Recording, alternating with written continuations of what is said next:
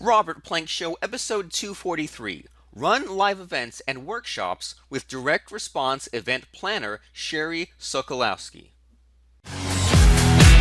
Okay. Hey, everybody, and welcome back to the program. We're joined today with Sherrie Sokolowski, and over the course of her 11-year career, she's combined the wisdom of marketing and event planning experts by obtaining the level of knowledge, wisdom, and understanding that enables her to set her business apart from the rest. We're going to talk about running events and all kinds of cool stuff. How are things today, Sherrie? Things are very well. Thank you. How about you, Robert? Can't complain. It's a sunny day out. Just had a big storm. The storm has cleared, so off to bigger and better things. And so I was looking at your website as we're sort of getting started here, and at slseventplanning.com, and I'm seeing like you've worked with Russell Brunson and Marcus Lemonis and Bill Glazer and James Malachek and all these different cool people. So can you sort of tell us about what it is you do exactly and what makes you stand out? Absolutely.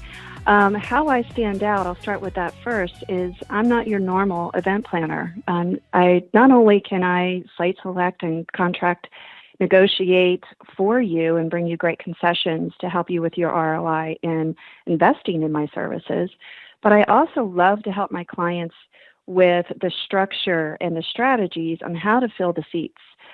Right before the call, Robert and we were talking about the shift and change. And what I'm able to help my clients with is how can we reach out to your ideal clientele and bring them to an event where you can then market your service, market what you're all about, and get that personal touch that you really can't through a webinar or an email notification or even through direct mail. Okay, and so this kind of event that you're describing, I mean, so what is this ideal situation exactly? Like, are we talking about like to get these clients? Like, are we talking about like a free Mhm. event, or like what kind of scenario are you laying out for us here? Well, you can look at it in many different ways. Whenever someone comes to me and they say, "How can I market to my existing clients? How can I get people into an event if I've never done an event before?" And the big question I always ask them is, "What is your existing relationship with them? Do you already market to them in a way that gives you response so that because we all need to kind of get an idea of what our response rate is going to be like in order to figure out our marketing strategy." So that answers your question as far as, do I charge for someone to come, or is it a free event, or do I pay a refundable seat deposit? There's many different ways of going about it, but we all know free isn't value. So I'd never really recommend to anyone to offer a free event, but the way that you can go about it, where they're not really paying a ticket price to come to the event, it's actually a bonus to something else that you've already sold them into. So say you have a product or service that you're offering, and part of that service is you get to come to this event to learn more about this product and service. So you bring them there, and then let's say they've bought this service or product that is at a certain level within your business.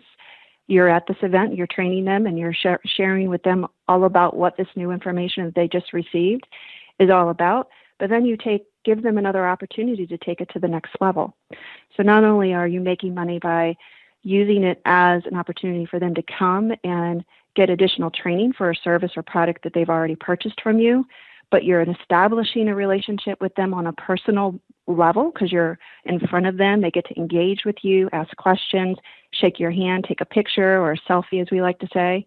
But then you get that opportunity to say, okay, if you think you may be ready for something else, here's another upgraded opportunity for you. And then you can sell them into something that is at a next step for them or a next level. And it's a win-win in that situation, because then you're allowing an opportunity for your either existing client or new client to continue to work with you on a level that is comfortable for them and in a level that you want them to continue to grow. But it's also a profitable business arrangement for yourself, for your business, as well as for them, because they're going to continue to grow as well.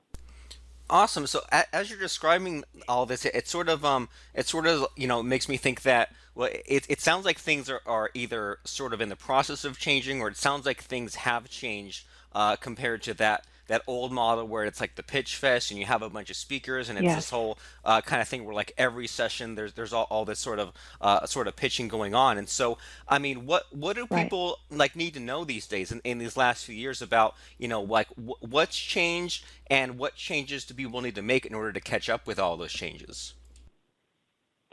That's a great question. The changes have been what you just mentioned is it's not that normal pitch fest. You still have those out there.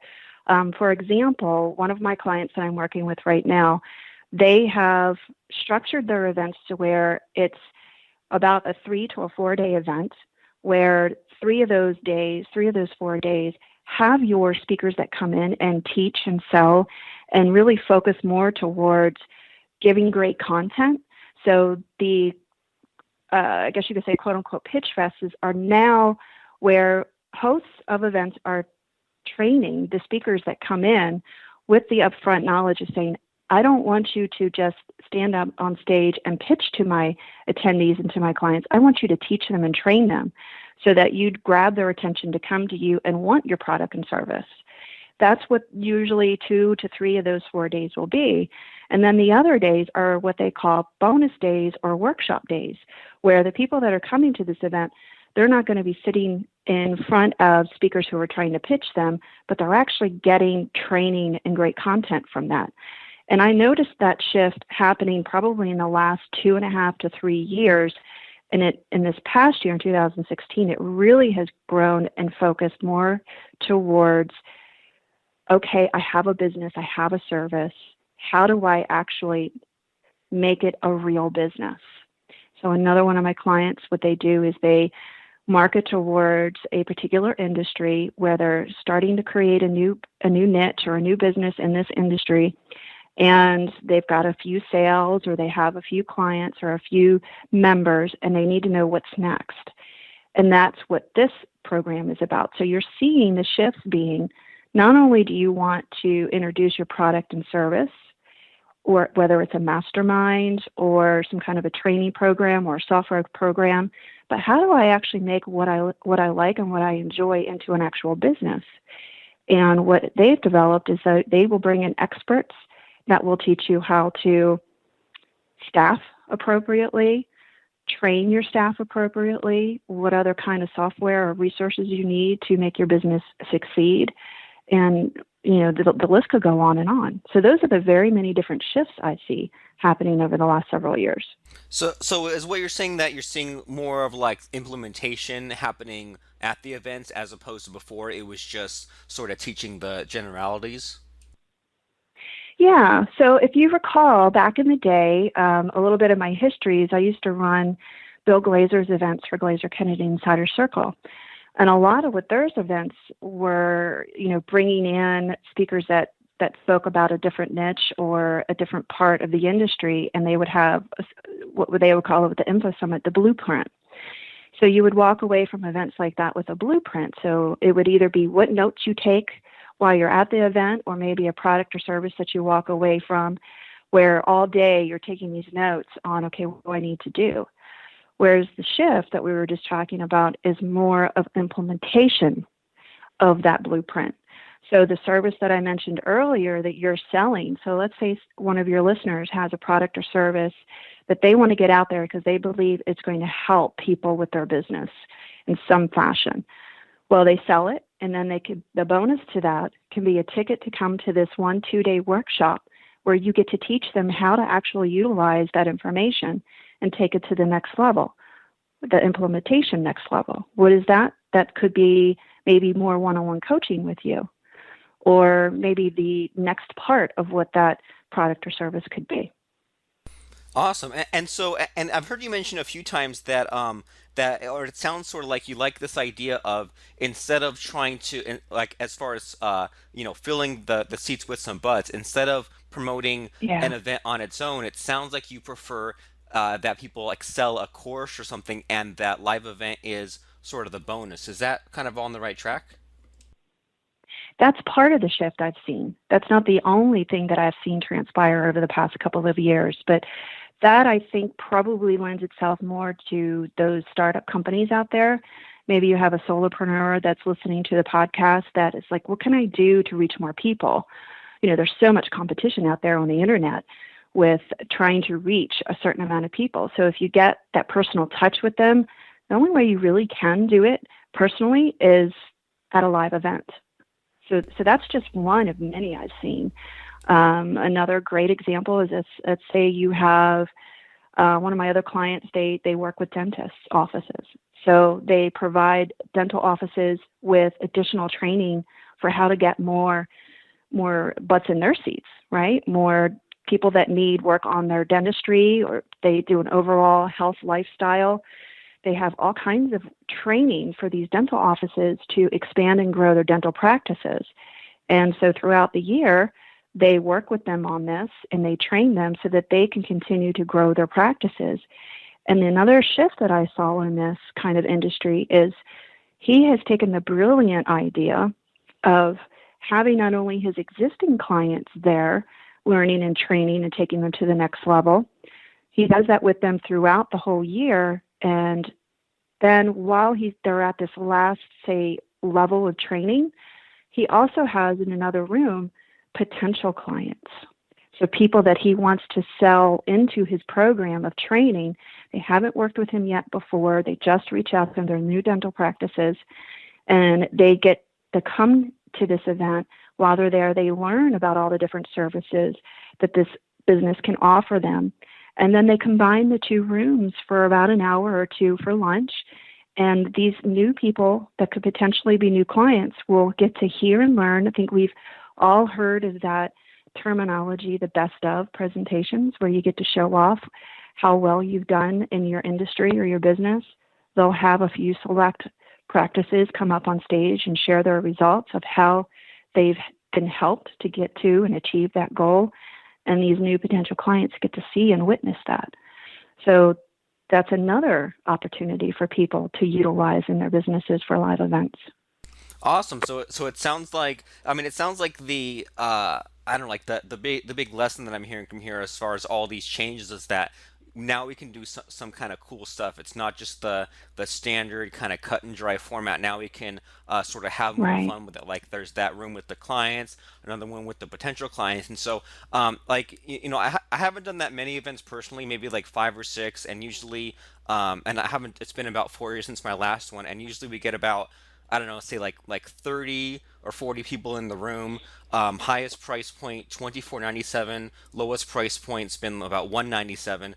And like a Mm-hmm. few years ago, like I tried this. I'm glad that I'm hearing the things I'm hearing from you, because a few years ago I tried a couple of times that whole workshop kind of thing. Go there to open up your laptops and implement. And back then, like the Right. Wi-Fi situation, it seems like it wasn't really too figured out. And then like, likewise, I haven't been, I've only been to a few live events since then, but sometimes I'll either go to like a big event, or for that smaller event I'll buy like the live stream. And sort of what I've been seeing a lot of is when it's those events where it's like just the speaker on stage. I've noticed like almost everyone now sort of has a laptop, sort of has their head sort of buried in the laptop. And so, what are your thoughts on that? Do you think that that's bad, or is there a solution, or is it sort of, if you can't beat them, join them, or what's sort of your thoughts on this whole Wi-Fi's and laptops are everywhere at events sort of situation? Yes, I noticed that back in the day too, when people would bring their laptops in, and they would always come to us and say, "Hey, can I have a place to plug in?" or "What's the Wi-Fi password?" And you're like, "Why do you need to know that? Aren't you going to be paying attention and taking notes?" But then you started seeing the Apples and the Macs and things come to light where most people were using them, and those guys got the battery of a whole day.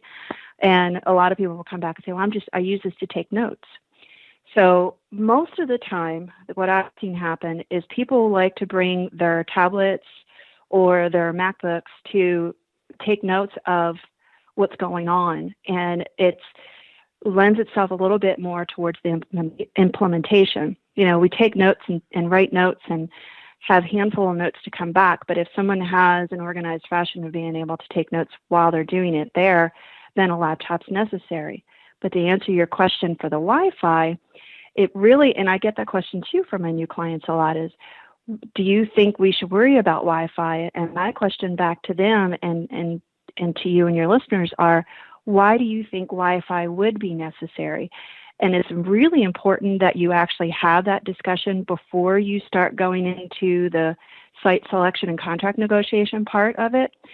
And I tell you that because Wi-Fi can be expensive.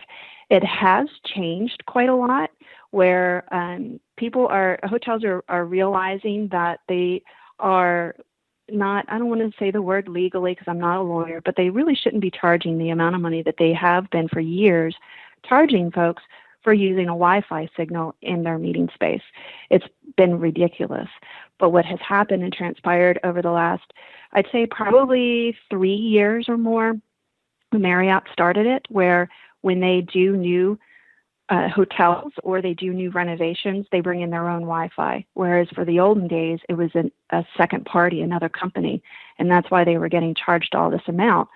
So you have now going into this, depending on what property you go to, and I've seen that quote unquote shift when I start site selecting and looking out for new hotels. A lot of them, what they'll offer is free Wi-Fi in the meeting space. And that's anywhere from, depending on how big of the group it is, anywhere from $500 to thousands upon $10,000 worth of savings. Wi-Fi is necessary if you are developing some sort of a workshop. Whereas one of my clients, for example, a lot of what they offer, their products and services, is virtually online through a website. So when they bring their members in to have this training, quote unquote, workshop program for 2 days, throughout those 2 days on and off, they may find it necessary to say, okay, those of you that brought your laptop or those that didn't, let's gather around someone who did, and let's go up on our website and look at the resources. I can walk you through and how to use it. So if your workshop lends itself towards that, it's necessary to have Wi-Fi. So again, kind of think about, if you are considering putting on an event, will Wi-Fi be necessary? Will it be something I might need? And just because you ask for it up front in a contract with a hotel doesn't mean you have to have it. That sometimes people misunderstand that. So within what I call a list of concessions, if we work out something where if I know you're going to need it, I always ask it anyway. What kind of discount can you give my client for internet? Because back in the olden days, Robert, you remember, it was just for the speaker. We'd hook up a hard line on the stage for the speaker, and maybe for the AV guys in the back, they'd have a Wi-Fi or hardline connection, and no one else needed it because it was a distraction. And usually it can still be a distraction, but sometimes it can be necessary. So hopefully I answered your question. I kind of went in a roundabout way on that answer. Yeah. I that did answer my question, but I appreciate that you went in that roundabout way because it kind of helped us to understand your thought process. That it's not like such a cut and dry kind of thing, and some of it is sort of Right. a judgment call and what kind of event that you want to have. But it's also good to know going in as you're sort of selecting the venue and stuff like that. And so sort of along those lines. Well, actually, one thing I kind of want to say is like I don't know, like for me, and I'm not sure if this is sort of like an outdated way of thinking, but for me, like I said, like it's been a bunch of years since we've run events, and we've never really run like any humongous events, but even from just that small crowd, like for me, like my sort of like wish as a a speaker and stuff like that is I kind of wish that people wouldn't plug stuff into the outlets so that people could trip over it. And I kind of wish that in a perfect Right. world there would be no Wi-Fi, or like a Wi-Fi jammer, if that was even like a legally allowed thing. Just because like I don't know, like for whatever reason, it's like even if they're taking notes on their laptop, I kind of wish that, I wish you were taking notes on paper, even though I guess, like you said, like some people are sort of set in their Mm-hmm. note taking ways. Because just my worry is that if they're on the laptop, it's only a matter of time before they hop on Facebook, they hop on Skype. But it just sort of Right. sounds like there's it really you really have to kind of let it happen. It sounds like, because like you said, like they need to implement or Right. gather around or apply what they're learning anyway. Well, I'd like to add on to that, if you don't mind. A lot of big events, not even really big events, a lot of my events that are anywhere from a couple of hundred or more encourage their attendees to, and I don't know correct me if I'm wrong here, your viewers probably understand this more than I do, but hashtag. I need you to go on, let's take a picture, take a quick video of what's happening on stage and post it on Facebook, post it on Twitter with my hashtag, because that's promoting the promoter. It's like, look what you missed. You just heard Russell talk about the latest and greatest thing with ClickFunnels, and you took a video clip of it and you put it on Facebook and you had adhered it to their hashtag for the event or to their business. So it's a way to promote and bring in other people into the promoter's company or the promoter service. So going into an event, the things that you could think about, the many different things that you said were objectives in the past, there are different ways to kind of bring that to light in the very beginning. You, in your housekeeping notes or in your materials that you hand out, or even up on the screen when it's a break, you advertise the hashtag so that as people are on Facebook or on Twitter, you're encouraging them to promote the event, not to be on for them for their self or their purpose. And because everyone is so engaged in Facebook and addicted to Twitter and such, if you are encouraging it to promote your event, then that's what they're going to be doing. Instead of, oh, what's going on my Facebook page today? They're going to be, oh, I want to post this on my Facebook page, and it's promoting your event.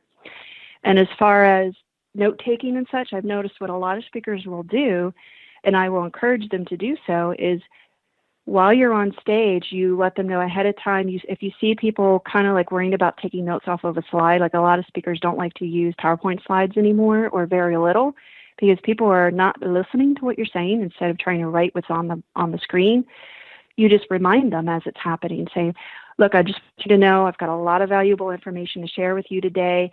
I will make sure that you get my slides. So that way they, oh, okay, I don't have to worry about trying to, because you'll hear somebody in the audience say, well, can you put that slide back on? I missed it, kind of thing. And it lends itself towards what you were saying, Robert, is people taking their attention away from what you're trying to say from stage.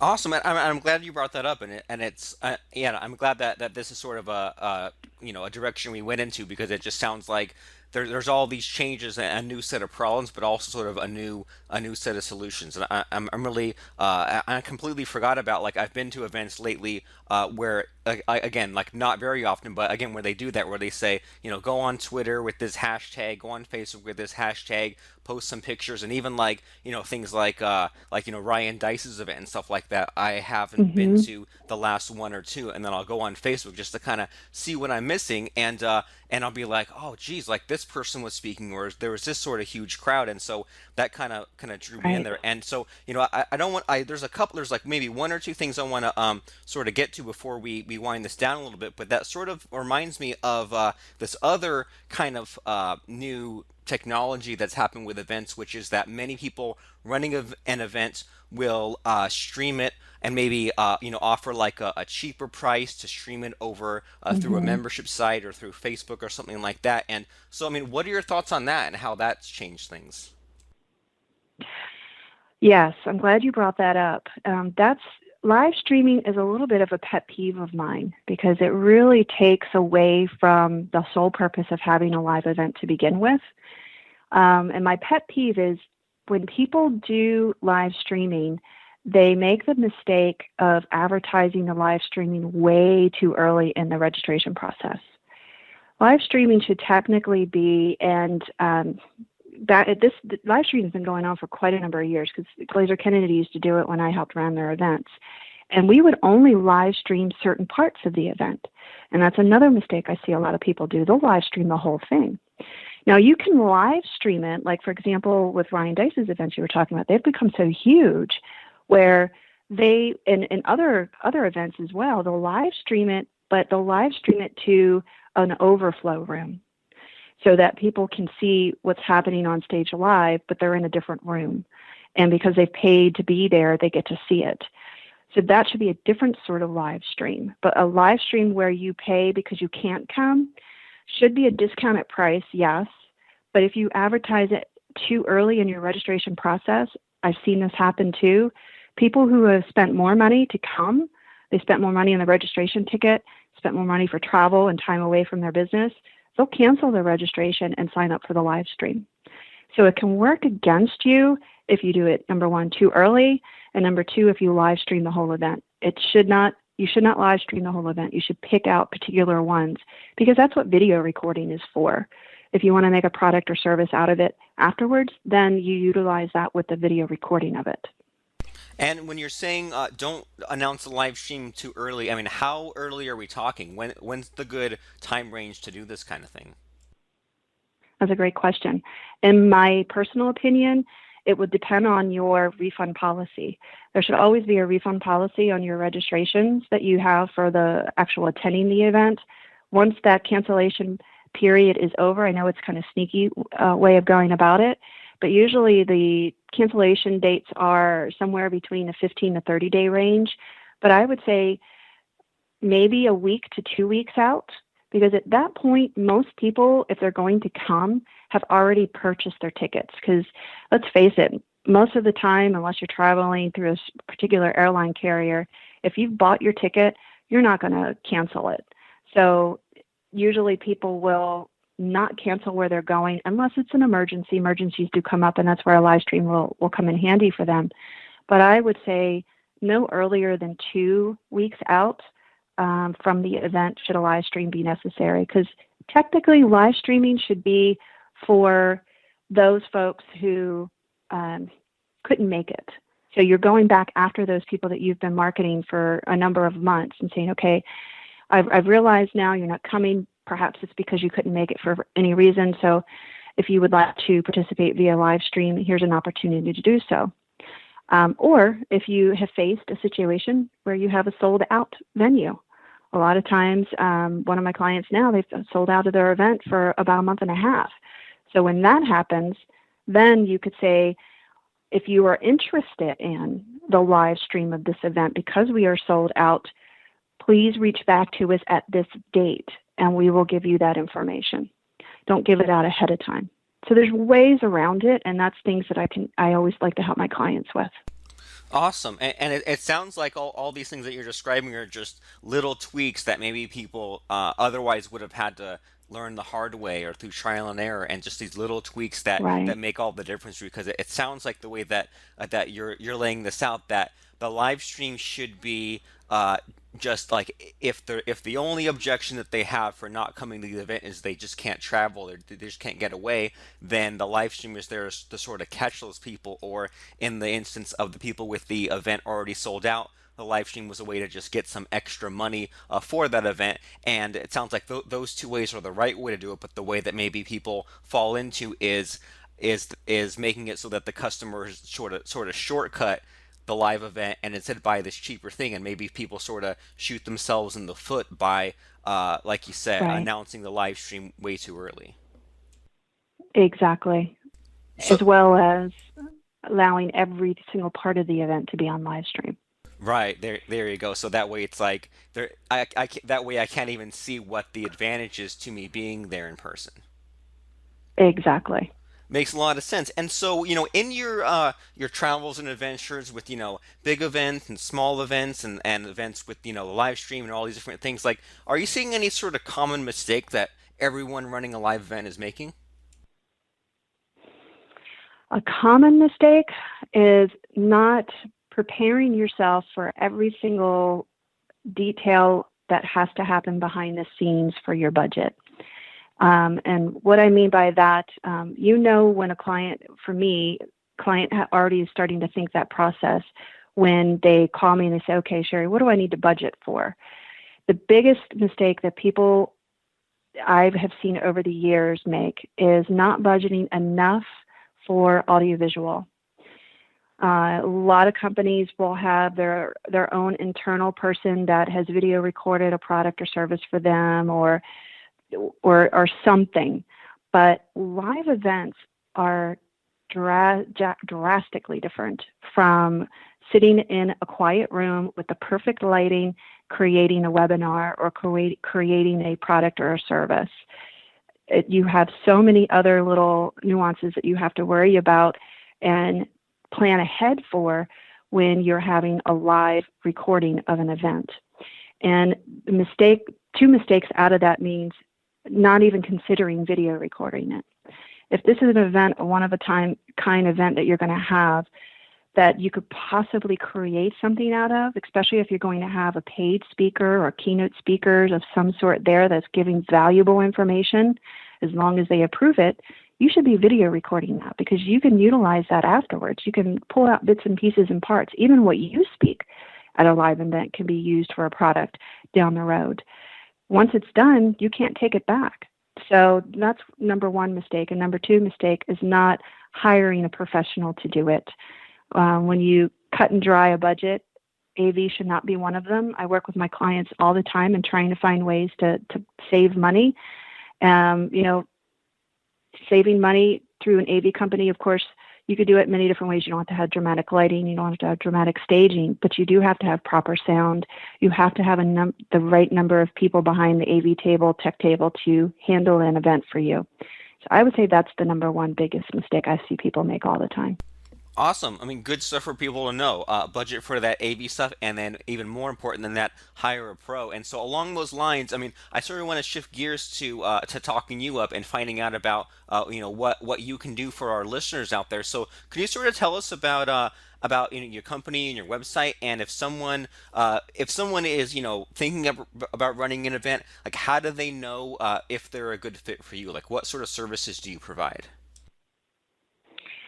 Great question. I provide all kinds of services. When I started this business back in 2012, I wanted it to develop in a way that I can help anybody and everybody who has either thought about wanting to put on an event or has put on an event and it hasn't gone as well as they want it, or someone that's been doing it for a while but just needs a little different touch.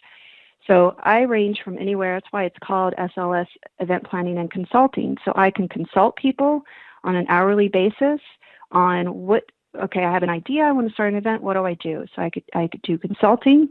I have other services where they just need someone to find a perfect venue for them, or they need a little bit more hand-holding where I find the perfect venue, and then I work with their key employees all the way up to the event, and then I can also be on the event on site, helping them manage the whole thing, or as much or as little as they need. I have concierge services to help them out with vendors and sponsors, as well as their individual speakers. Over the years, I've developed several relationships with audiovisual vendors, speakers, hotels. So I have a big outreach of support out there in the community to help people. The best thing for your listeners to do, they can learn a lot from my website, I think, which is slseventplanning.com, or they can email me directly, if it's okay if I give that email address. Yeah. Okay, the email is sherriesokoevents@gmail.com, sherriesokoevents@gmail.com. I offer 30-minute no charge upfront discovery call is what I like to call it, where if you're thinking about it and you're not sure if we're a right fit, that's where that call comes from. If you want to move forward with any consulting, the amount that you invest in the consulting goes toward any upgraded services. And as a favor to Robert, for anyone who calls in or emails me through your show, I'll give them a discount of, let's say, what's today? Today's Inauguration Day. It's our 45th president, right? Yes. So let's do something fancy and fun. Let's do a 4.5% discount on any product or service of their choosing when they come on board with SLS. Awesome, very generous of you. So slseventplanning.com, and then that email address, we're going to put it on the website in the show notes, sherriesokoevents@gmail.com. And so, I mean, yeah, lots of fun today and lots of cool stuff. And I don't know about our listeners out there, but I've been to events where it wasn't fun for an attendee, and there were lots of mistakes done. And I've also been to events where it was a blast, where things went very smoothly, and then these things change over time. Sort of the name of the game of all these events has changed, and I haven't been super involved. Like when we run our own events, usually I just have my business partner take care of that. But from what I've seen from him, from his sort of frustrations of trying to go it alone all those years ago, like you're kind of laughing there a little bit, but it sounded to me almost like planning a wedding, like having to figure out all these details and having to buy all these gallons of coffee and figuring out the lighting and the microphones and all that stuff. And if we could do it over again, we definitely would have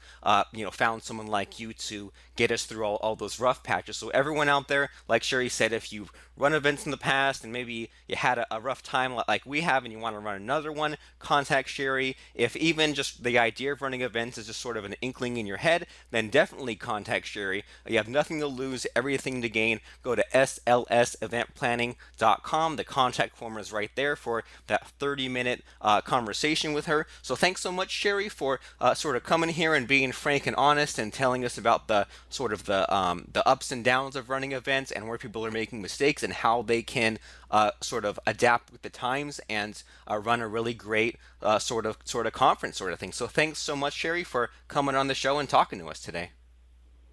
Thank you for having me, Robert. It's been fun.